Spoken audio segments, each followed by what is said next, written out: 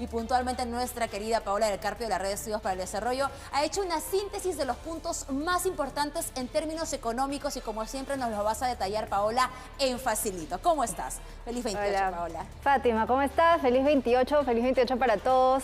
De verdad ha sido complicado escuchar todo el mensaje de la Nación, prestarle atención, ha sido un trabajo de equipo muy importante. Pero quiero, además, lamentar que el mensaje haya sido tan largo, no solo por el tiempo, ¿no? Y por el análisis, sino porque se pierde oportunidad de ser más específicos sobre medidas concretas, ¿no? Siento que se ha abarcado demasiado y finalmente se ha perdido la atención de todo. Mucho ruido, pocas nueces, Paola. Pensábamos que no se podía llegar a un mensaje más largo que el del año pasado. Alguien por allí empezó a correr la voz e ilusionarnos que este mensaje podía Era una hora, durar decían. una hora o menos. Y sin embargo, veíamos este tremendo volumen de hojas bond, seguramente escrito, como decía mi compañera Ana Bendezú, en letra 50 y con doble espacio para que pueda ser leído por la mandataria. Y duró 5 horas este mensaje, pero quedaron muchos vacíos. Vamos a ir con las imágenes para que tú nos puedas comentar qué se dijo, qué quedó ausente y cuántas dudas se han generado. Comencemos, Paola. Así es. Y vamos a, como decías, contarlo en Facilito o intentarlo, ¿no? Porque hemos hecho el máximo esfuerzo acá de síntesis de algunas cosas que afectan, pues, la economía, básicamente, del Perú, pero también de los bolsillos de las personas al final del día.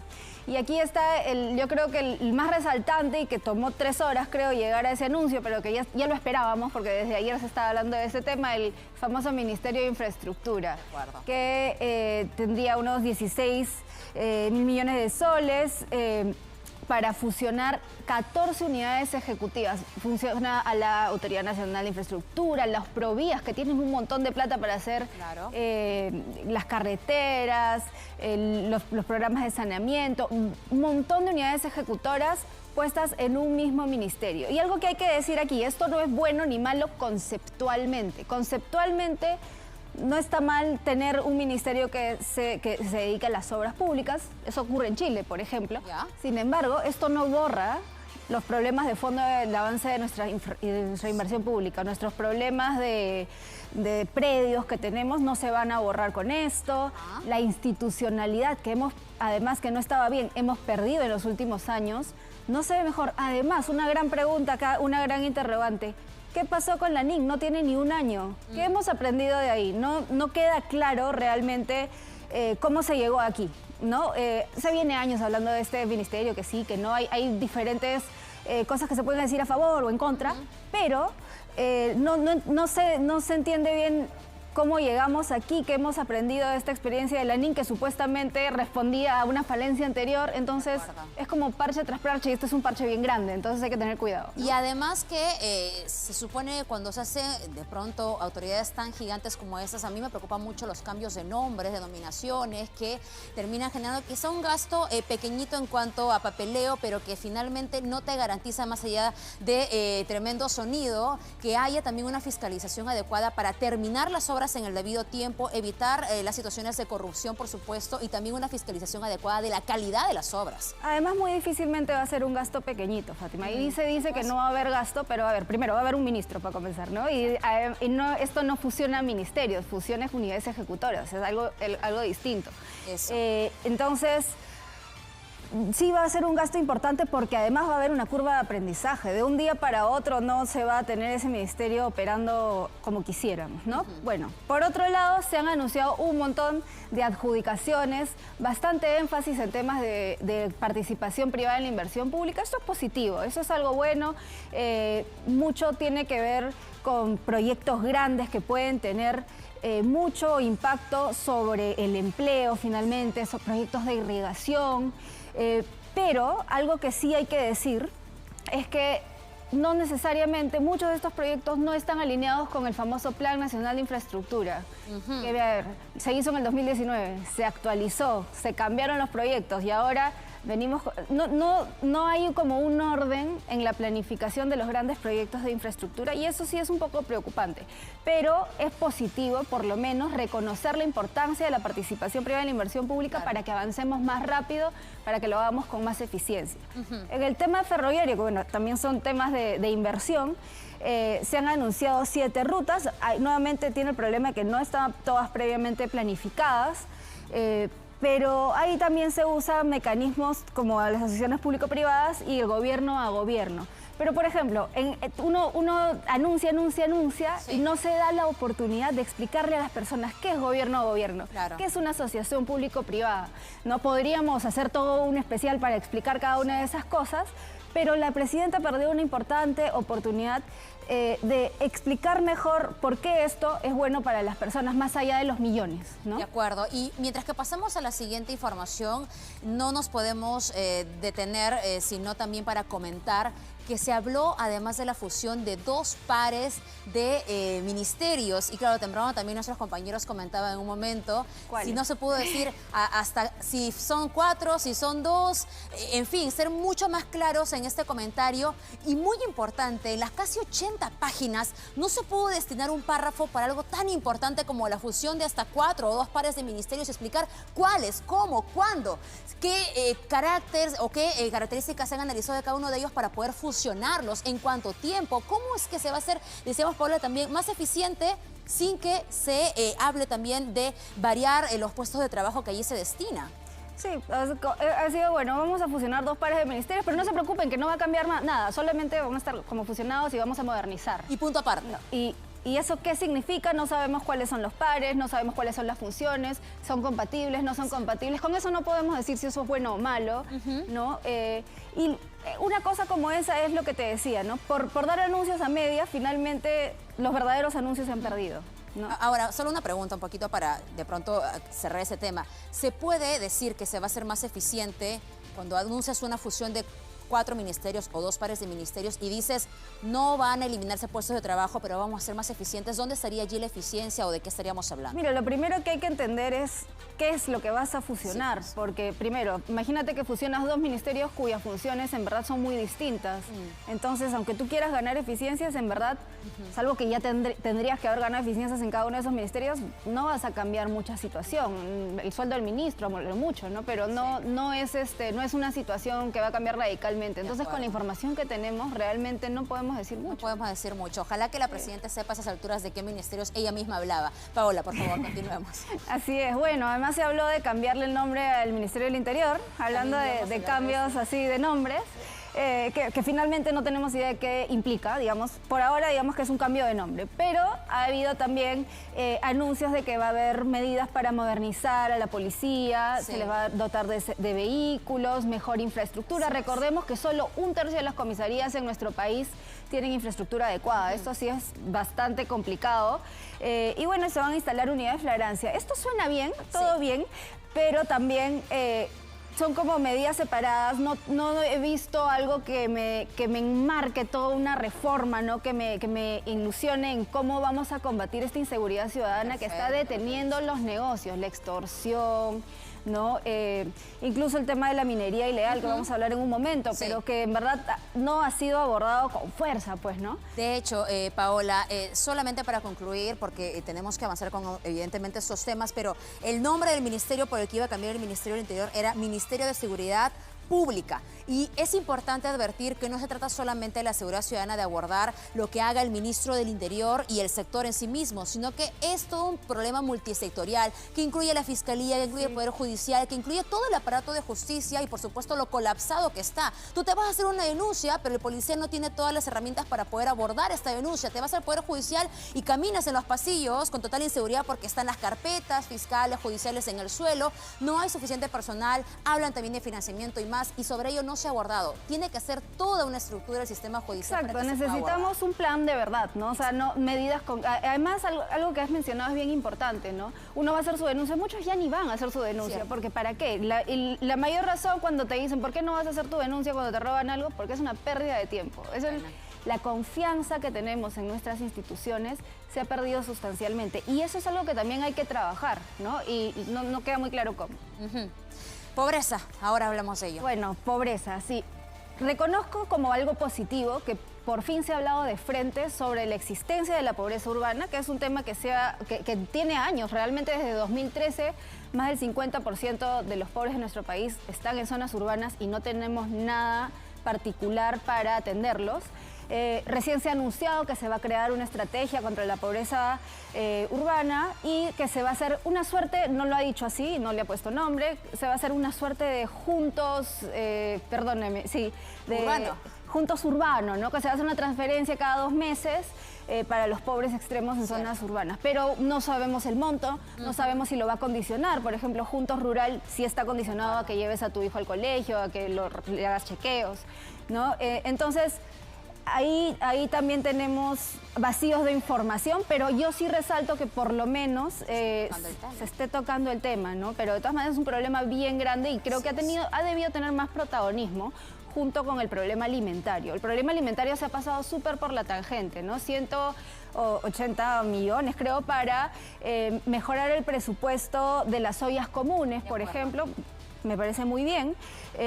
También se han anunciado mejoras en Jaliwarma y un anuncio importante, por ejemplo, que ha pasado así desapercibido, pero es importante, después de 12 años, va a aumentar en 100 soles lo que se le ofrece a los beneficiarios de pensión 65, que son adultos mayores en pobreza extrema, ¿no? Que cada 2 meses se les daba 250, ahora se les va a dar 350 soles. Importante mencionar que no solo basta destinar este presupuesto, Paola, porque lo que hemos denunciado también aquí en Latina Noticias y en reportajes de Punto Final, es que el presupuesto muchas veces está. El problema es que hay una inadecuada gestión que no permite que lleguen los alimentos o el dinero a las ollas comunes, a los lugares que son beneficiarios del Jaliwarma. Y ese es un problema importante también. ¿Quiénes están gestionando estos recursos? Porque la palabra millones ha sido una de las más mencionadas en este discurso decenas de veces. Me parece que Santiago mencionó que era más de 100 veces, casi 200 la que se había mencionado la palabra millones. Pero el tema es, si no falta dinero, entonces falta una adecuada gestión.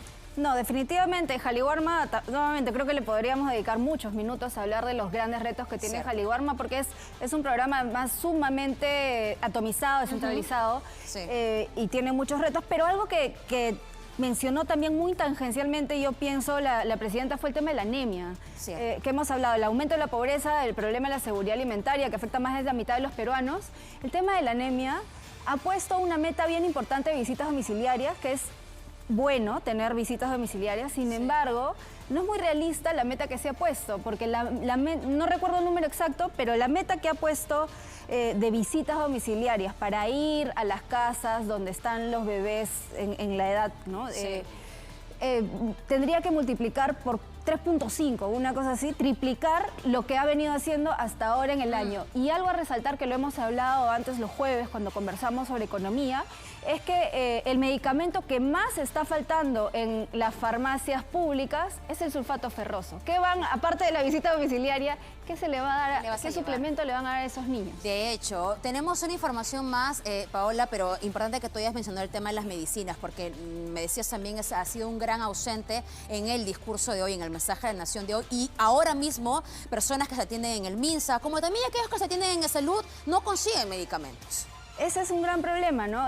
Se ha hablado, por ejemplo, del tema de cómo vamos a acceder a medicamentos genéricos en farmacias privadas, pero lamentablemente decimos, ok, privada. Eso significa que vamos a seguir sacando nuestro bolsillo para pagar, indistintamente de los problemas que ya pueda tener esa ley. Vamos a obviar ese análisis, pero estamos confiando mucho en este gasto de bolsillo de las personas que no tienen el poder adquisitivo y que deberían estar siendo adecuadamente atendidas por compras que no se han hecho desde el Cenares, que hemos denunciado desde aquí. Exactamente. ¿No? Entonces, eso sí es bien importante. ¿Qué van a hacer con el Cenares? ¿Cómo se van a mejorar los procesos de compra?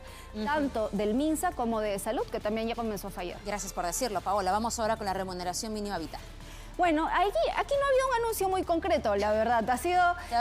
sí, vamos a solicitarle al Consejo Nacional del Trabajo que se aumente el sueldo mínimo, la remuneración mínima vital en el último trimestre del año a lo mucho, ¿no? Eso es lo que se ha anunciado, no es un anuncio concreto de que sí se va a hacer, no se anuncia cuánto, ¿no? Pero acá, bueno, recordar que siempre cuando esto se anuncia en momentos políticos, que es lo que lamentablemente siempre ocurre en nuestro país, no estamos hablando de criterios técnicos. Se estaba trabajando, todavía está ahí en fila, ¿no? Se estaba trabajando una metodología para poder tener cuándo realmente es técnicamente correcto aumentar el sueldo mínimo. Tiene que ver, ¿ha aumentado la productividad o no ha aumentado la productividad? ¿Ha aumentado demasiado el nivel de precios o no ha aumentado demasiado el nivel de precios? ¿El crecimiento económico es fuerte y sostenido? ¿No? Entonces, eso no se ve reflejado. Nuevamente estamos en un anuncio político que no responde a ningún criterio técnico y lamentablemente al final los más afectados son los que están justo ahí cerca de la formalidad, claro, que van a ver mucho más difícil formalizarse. Y claro, esto es un alivio quizás para un poco de personas que están en la formalidad y que ganan muy cerca del salario mínimo. Que eso es, te digo, menos del 5% de los trabajadores. Y con poco efecto sobre ampliar la base tributaria que también nos preocupa como país. Paola, tenemos que avanzar ahora con minería y empleo. Así es, bueno, minería, una cosa, bueno, que no está aquí, pero que dijo con toda claridad y que ha sorprendido a la seguridad con lo que dijo es que Tía María va. Que ya está, dijo, ¿no? Que ya es una realidad. Que va, es una realidad. Pues ojalá, porque realmente sería muy beneficioso para lo que estamos viviendo, bueno, el momento que está viviendo del cobre para nuestro país es bien importante. Sin embargo, yo creo que no se habló lo suficientemente fuerte contra la minería ilegal, ¿no? Se habló de esta... Pues es que lo tenía al lado el señor Salguana. Todo complicado, ¿no? Pues, pero es un tema bien importante, ¿no? Es un tema que además... viene salpicando sobre otras economías ilegales y deteniendo el crecimiento económico del país, ¿no? Se habló de un proyecto de ley para formalizar, que ya, bueno, lo que dicen los especialistas es que por lo menos nos lleva a ya no depender tanto del reinfo, lo cual, porque eso nos ha complicado bastante la lucha contra la minería ilegal. Pero lamentablemente no sabemos más, ¿no? Entonces como, bueno, va a haber un proyecto de ley, pero no sé qué tan efectiva va a ser la acción todavía, ¿no?